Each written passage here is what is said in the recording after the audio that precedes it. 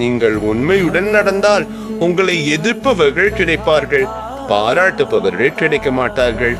உங்களை வீழ்த்துபவர்கள் கிடைப்பார்கள், ஆனால் அற்புதம் என்று சொல்ல மாட்டார்கள். நீ எங்கள் குலத்தில் பிறந்தாய், நீ எங்கள் நண்பன், உண்மை பாதையில் செல்கிறாய், நீயே பாக்கியசாலி, எங்கள் கிராமத்தை சேர்ந்தவன், உண்மை வழியில் செல்கிறாய், மிகவும் அருமை. ஒருவரின் தேவைக்காக 500 ரூபாய் கொடுத்தால் அவன் உன்னை முட்டாள் என்று நினைப்பான்.